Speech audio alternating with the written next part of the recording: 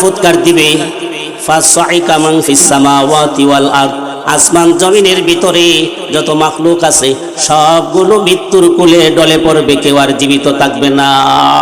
আল্লাহ রাব্বুল আলামিন বলেন আয়াতের মধ্যে, ইল্লা মান শাআল্লাহ, আল্লাহ যাদের ব্যাপারে বেঁচে থাকার সিদ্ধান্ত নিয়েছেন তারা বেঁচে থাকবে।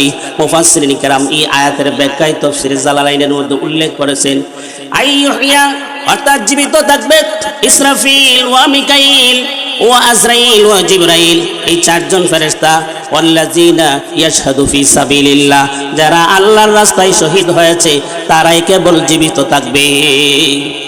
শহীদরা আর চারজন বড় বড় ফেরেশতা ওনারা জীবিত থাকবে, আর বাকি সব মারা যাবে। এইভাবে আল্লাহ রাব্বুল আলামিন 3 দফে মানুষকে দুনিয়া থেকে বিদায় করার পরে এরপরে ফেরেশতারা আল্লাহর হুকুমে ইসরাফিল আবার তৃতীয় ফুৎকার যখন দিবে, সমস্ত মানুষ জমিন থেকে কীট পতঙ্গের মতন, কিরা পোকার মতন জমিন থেকে উঠতে থাকবে।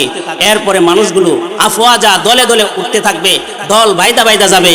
আল্লাহর রাসূল বলেন এই দলের মধ্যে প্রথম নম্বর দল থাকবে নবীদের দল, অর্থাৎ যারা যেই নবীর উম্মত হবে সেই নবীর সঙ্গে হাশরের ময়দানে উপস্থিত হবে।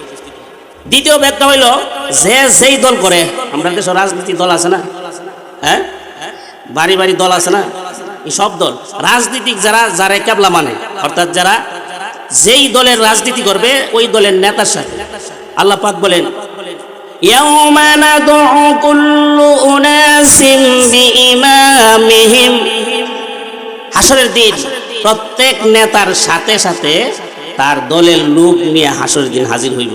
এখন আপনি আওয়ামী লীগ করলে শেখ মুজিবের সাথে হাজির হইবে, আপনি বিএনপি করলে জিয়াউর রহমানের সাথে হাজির হইবে, আপনি যদি হেফাজত করেন বাবুনগরী আহমদ শফি সাহেবের সাথে হাজির হইবে, আর যদি মুহাম্মদুর রাসূলুল্লাহর দল করেন হাশরের দিন মুহাম্মদুর রাসূলুল্লাহর সাথে হাজির হইবে। এখন আপনি কোন দলে থাকবেন? কয়লা কার দলে থাকবেন? মুহাম্মদুর রাসূলুল্লাহর দলে থাকবেন। আপনি নিয়ামত করবেন আমি কোনো দল বলো নাই, আমি নিরপেক্ষ। কবরে গেলে ফেরেশতারা জিজ্ঞাসা করবে তুই কোন দলের লোক আছিলে, যদি বলে আমি কোনো দলে বলো নাই, আমি নিরপেক্ষ আসলাম।